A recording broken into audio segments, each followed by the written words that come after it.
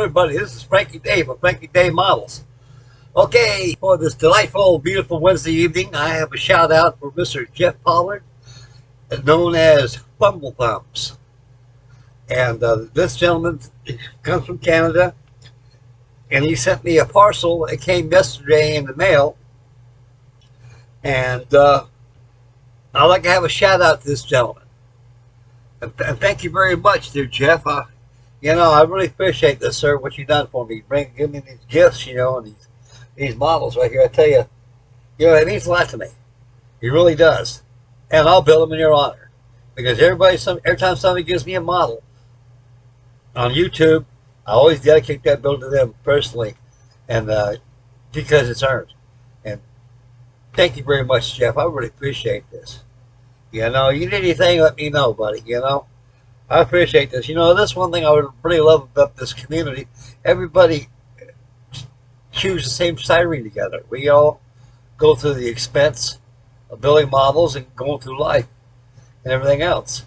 And we all have a love for plastic, wood, resin, 3D printing, and metal.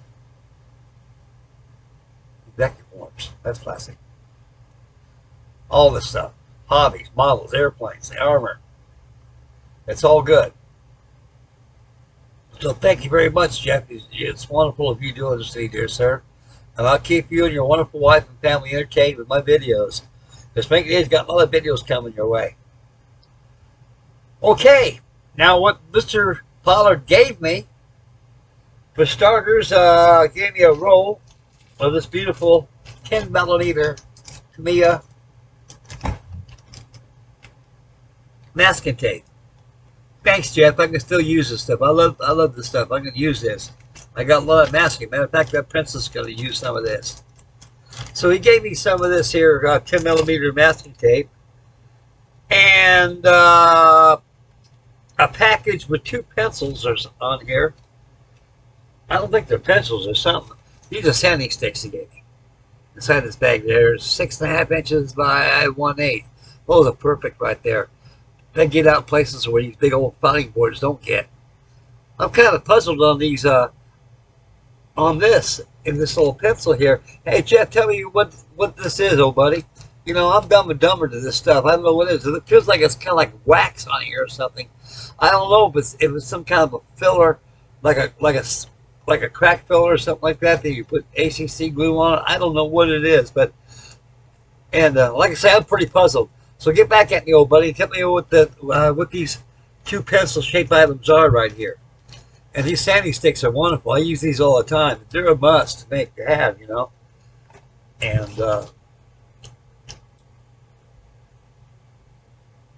they are. You can get places where these jobs can't get. Okay. This is brand new. Not even open. It's even got the manufacturer's tape on it. This must be the new Airfix retooled Whispering Death, the old bow fighter.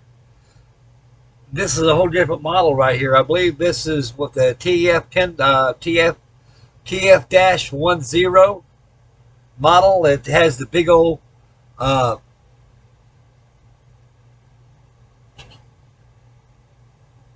dorsal fin on the vertical stabilizer. And one has a torpedo on there. I imagine it's a torpedo bomber. And the other one's a night fighter. And that big gas tank is probably an auxiliary fuel tank, I imagine, so you go long distances. And I believe this is the Royal Australian Air Force and also the Royal Air Force. I haven't opened up this kit yet, though, but this is brand new. And thank you very much, Jeff. Thank you. I appreciate this. I'll build this in your honor.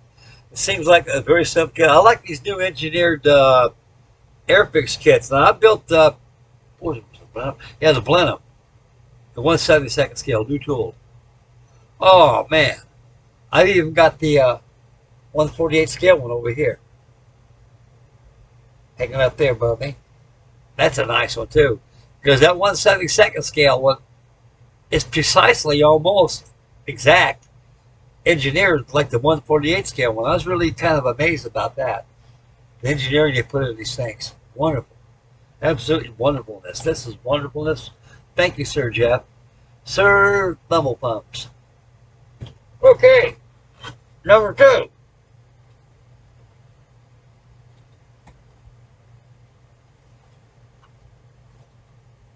D-Day.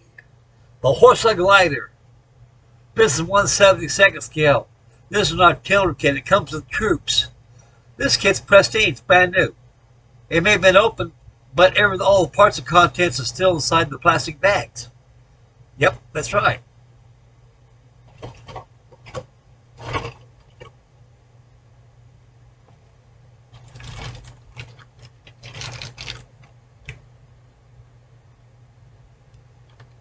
Decals, instructions, even a little flyer to get a catalog. But you know something? I've never built a glider, but this has a lot of significance. This is during the battle, during D-Day, Battle D-Day. And I've got a 1/72 scale. I got two. New tooled C-47 Dakotas. All English. One is a civilian marking, which is Dakota DC-3, the civilian one, and also the English one is Dakota, too, with the English roundels. That would be good for a glider tug. This horse right here. This horse is a pretty good sized airplane. It carries a lot of troops in there, and a lot of them, were they use it on D-Day. They're made in England. They're English made, and the ones we had by Waco, we had the Waco kind, and the horse will probably had the nose that came up, and all the troops came out of it and everything. A big glider. We had fixed landing gear. This one here, pictured in the box, was like wrecked. There's a lot of big wrecked. Because like I say, once you release that towing cable like that, you're on your own. You're committed to the wild blue yonder in the ground. And where you land at is, you better select a good place to land that thing. You don't want to go to the mountainside or a tree, so you got to find a good clearing to land those things. So at that time, they probably had a lot of observation aircraft spotting good locations to land the gliders. So I imagine there was intelligence back in those days notifying HQ that there is places that where you can land the gliders at and to disembark the troops. And sometimes it work out that way. So things in life do work that way, no matter war or no war. So that's what he gave me right there. What else? Anything else on the plate?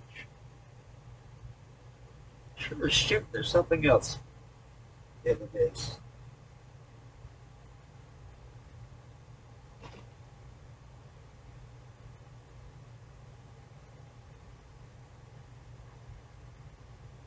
Oh, that's not it. That's so shout out.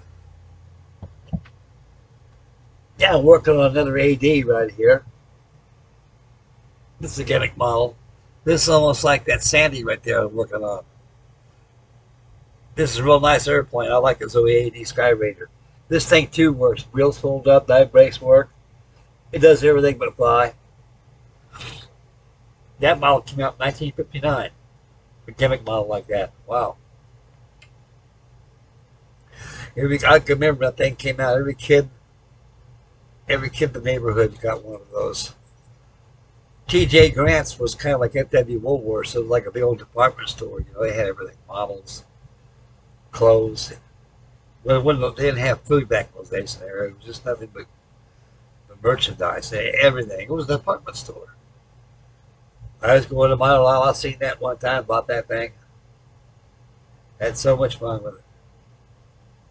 My dad liked it. He bought one too with me. Okay, that's about it for the shout out. And Jeff, thank you very much, sir, for these parcels right here.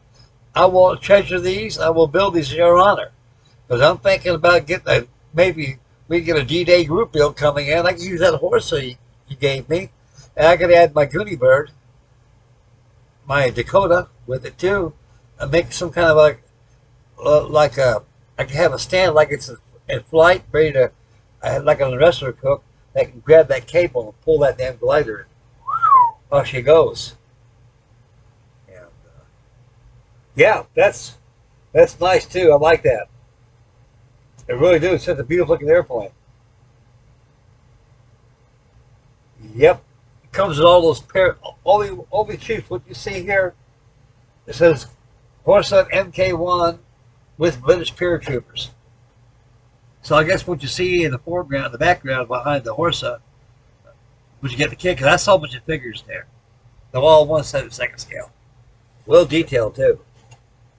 So that's going to be something really interesting for Frankie Day to get into. And yeah. There's a side view of it right there.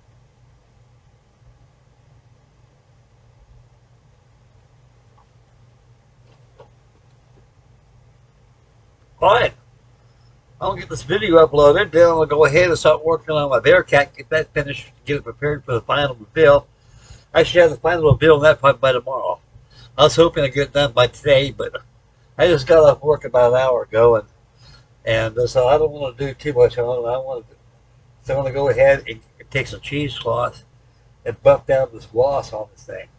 Like I mentioned on the video, I think it was yesterday, wasn't it? Yeah, on the Princess. Oh, that's black. Yeah. Midnight Blue.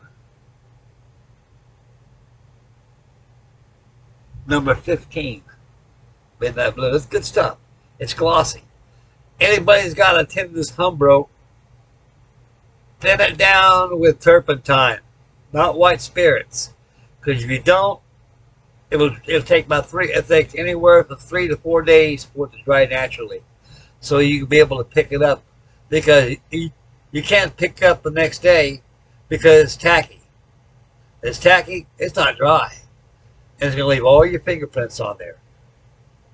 Like the old saying, one that handles wet paint, tacky paint, leaves the mark of an amateur, your fingerprints. So you don't want to go there. Another thing about paint too. Went down to my hobby shop. Boy, they're buying it. They're buying that doggone MP, that Mission model paint like crazy. I try to get some flat black. Boy, they're inhaling that black. I can't get no flat black in Tamiya. I can't get no flat black in the Humbro. Well, even all the Humbro tents, they're not even replenishing them. They just said, well, just buy it to the rack and all done. Now, they come with these Revell paints. That military color. This is flat black right here. And this is good stuff. Alex of Alex Modeling wasn't fooling. He said this Revell paint's pretty good stuff. As a matter of fact, I used this on the Sanders Row Princess Flying Boat. That green. That stuff goes on. And it looks, you got to lay it on thick. You can't just brush it, because you brush it, it's going to leave nothing but brush marks, and you're going to see the glossiness in the paint. So you got to lay it on pretty thick and just kind of brush it out very gently. But airbrush it. That's the best way to go. Anyway, like I'm saying, get this damn Humbro paints, put turpentine in it. The Humbro paints nowadays by Hornby, whoever makes it, smells. It's not as good as it used to be. Years ago, back in the 70s and 60s, Humbro tins were cat's meow, Cadillac of paints. I'll tell you what good paint I miss the most is these right here. Gosh darn it, Frank, yeah, right here. A lot of us old modelers out there know what old Frankie Day talking about.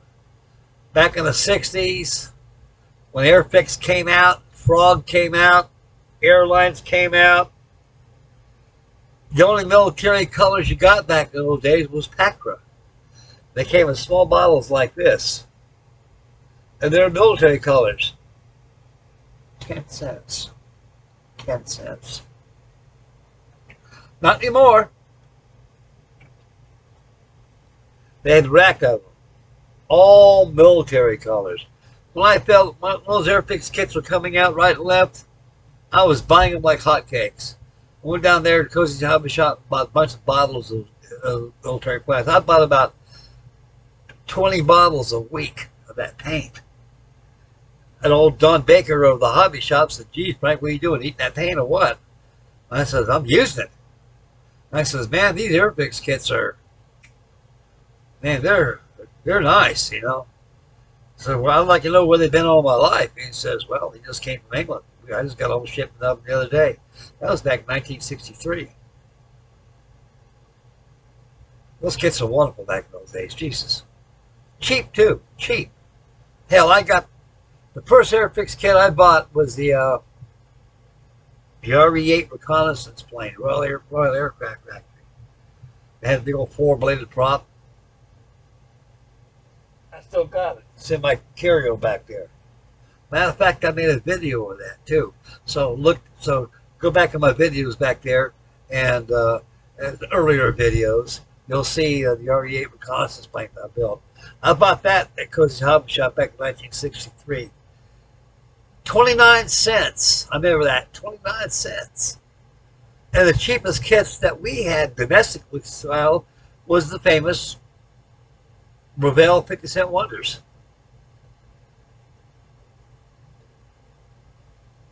Those kit was 50 cents.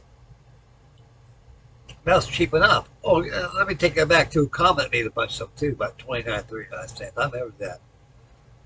Yeah, I remember quite well. A little Comet, a little small one, odd box scale. Some were 1/72nd scale, and some were a little bigger. But they're good kits. They were. They're all good back in those days. I love the old stuff. Like an AD right there. I love it. Okay, guys, I'm just rambling. Okay, that's about it for this evening. And once again, thank you very much, Thumble Thumbs, Mr. Jeff Pollard from Canada. Thank you, dear sir, very much, and God bless you and your family. And say your prayers, sir. We'll get the free world going. We'll get it back in shape again. I'm pretty optimistic about a lot of things. So I always think positive. Think positive, things will work out. And so thank you again, dear sir, and thank you very much for your views and your comments on my channel, on my builds. I'm very honored to you. Thank you very much, dear sir. I'm very, very, very honored. Thank you. And for you people, I'm very honored too for the rest of you guys. And what if you fellas out there, if you know Frankie Day, I just be an old model builder, just show and tell every day. Anyway, thank you very much for everything, guys. Okay, this is Frankie Day signing up for Frankie Day Models. Tomorrow, stay posted for the final reveal with a Trumpeter 1/32nd scale Bearcat. And we'll head up for you tomorrow. Make Mama happy. Take care of the little ones. Stay focused when you drive. Spend wisely. Be aware of your surroundings. Say your prayers. And God bless you all. And we'll see you in the next video. This is Frankie Day. Frankie Day Model signing off. We'll catch you tomorrow, boys.